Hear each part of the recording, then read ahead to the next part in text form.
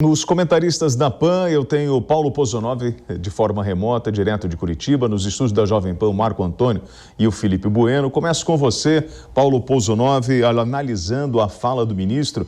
Com esses três trechinhos que nós mostramos aqui, todos eles estão interligados. O que nós estamos falando foi de uma grande campanha em função de provocar a discussão, eu vou puxar por esse ponto, sobre a segurança das urnas, a segurança das nossas eleições. E isso, claro, foi muito provocado pelo presidente da República. Boa tarde, William, Marco, Felipe, boa tarde a todo mundo que está assistindo aqui a Jovem Pan News. William, coube a mim, né, começar essa discussão. É uma discussão, acho que muito dura, uma análise muito dura sobre esse pronunciamento, esse discurso do ministro Barroso. Eu estou boquiaberto aqui com o que eu vi do ministro, né? Ao mesmo tempo que ele usa um monte de palavras bonitas e até se arrisca aí na poesia, né, para falar de farmacologia jurídica, ele mostra que ele defende uma visão de mundo absolutamente autoritária. Ele não acredita na liberdade de expressão, ele se acredita realmente um editor da sociedade, como se referiu até ao trabalho do STF, um colega do Barroso, se não me engano foi o Toffoli. É um discurso, né, até naquele cenário meio soviético ali, para a gente ficar muito, mas muito preocupado mesmo, porque também é um discurso de oposição flagrante ao presidente Jair Bolsonaro, não só enquanto presidente da República, mas enquanto candidato. E isso é inadmissível, né? Imagine aí no cenário nos Estados Unidos, por exemplo, sei lá, eu sei que lá eles não têm um TSE, mas um alto comissário responsável pelas eleições se colocando flagrantemente contra um dos possíveis candidatos. Eu fiquei muito preocupado com esse discurso do ministro Barroso. Se é para encontrar algo de bom nisso, né, é que tudo é muito às claras hoje em dia. Então os ministros, eles não escondem essas intenções né, de se fazerem relevantes como entes políticos na disputa eleitoral de 2022. Eu nunca vou me cansar de reforçar isso aqui para os nossos espectadores. Isso é muito, mas muito grave mesmo. Bolsonaro, é claro que eu não vou ser inocente, não vou levar em consideração essa sua fala, que é realmente um ponto de vista em relação a essa resistência contra o presidente da República. Porém, o Felipe Bueno, a gente tem que entender que, como presidente do TSE, a função dele é garantir a segurança das eleições e passar essa informação para que a população se sinta segura. E ele foi questionado, ou melhor, o sistema foi questionado pelo presidente. Ele precisava dar uma resposta. Precisava dar uma resposta. Boa tarde, William, Paulo, Marco, todo mundo que está nos acompanhando na Jovem Pan News. E foi uma resposta bastante dentro do que se espera de um líder de uma instituição que zela pela realização de eleições tranquilas e limpas, né?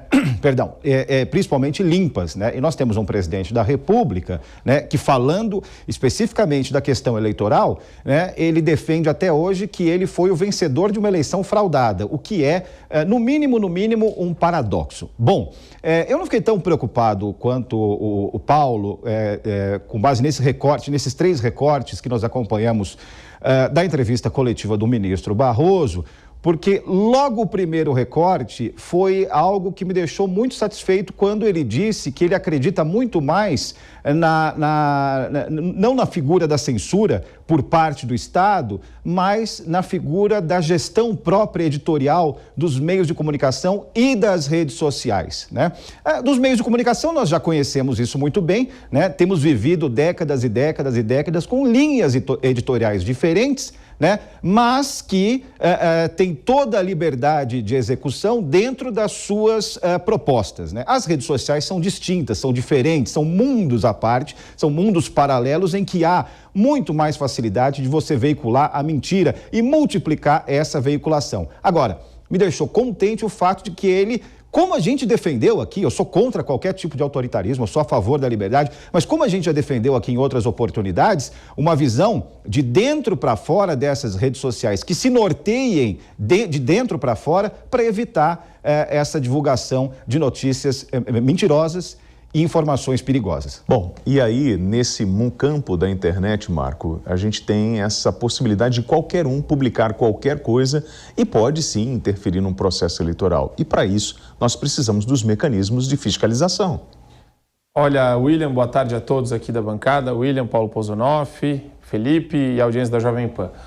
Aqui a gente está lidando com uma situação bastante peculiar. Nós damos um ministério, a gente dá para um ministro um tribunal eleitoral, coloca ele na frente de uma câmera, de uma TV chamada TV Justiça, e espera que ele se comporte de maneira ponderada, refletida, que ele se contenha, se autocontenha de alguma forma. E a gente vê exatamente o oposto. O Pozonoff colocou de maneira impecável.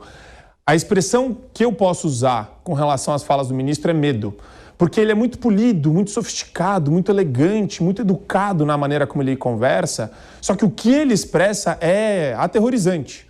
Primeiro, porque não se sabe o que é discurso de ódio, o que é fake news. É uma locução aberta, é um conceito amplo. É utilizado para tolher discurso alheio de inimigo político. A gente viu isso com Alexandre de Moraes e o Alan dos Santos, por exemplo. Aí você pode pegar outra situação. Você está falando para mim, temos que ter uma fiscalização. Na verdade, essa fiscalização já existe e é utilizada de maneira extensiva contra conservadores. Você não vê o pessoal da esquerda, quando fala que a CIA fomentava a operação Lava Jato aqui no Brasil, você não vê esses posts sendo tirados da internet a título de fake news. E existe professor titular da USP defendendo isso faz 5, 6 anos. Então, é muito engraçado como existem 2 pesos, 2 medidas aqui para conservador. Quem se prejudica nesse debate é o conservador. Quando o ministro fala sobre tumultuar o ambiente legislativo com proposta que era amplamente aceita até pelos próprios ministros, na mini-reforma eleitoral, Gilmar Mendes defendia a impressão do voto para fins de auditoria posterior. Isso daí está no voto dele, declarando a constitucionalidade, inclusive, disso. E ele coloca de maneira falsa, o próprio ministro promove fake news falando que agora isso é um absurdo, que é para tumultuar. Todos os partidos que hoje são contra eram favoráveis ao voto impresso, auditável, que é o correto, inclusive, falar voto auditável. E agora você percebe que, por se tratar de uma questão política, onde o presidente se manifestou favoravelmente, o judiciário, que não deveria se manifestar politicamente, se coloca dessa maneira, de modo completamente não litúrgico ao cargo do ministro Barroso e dos outros ministros do Supremo também.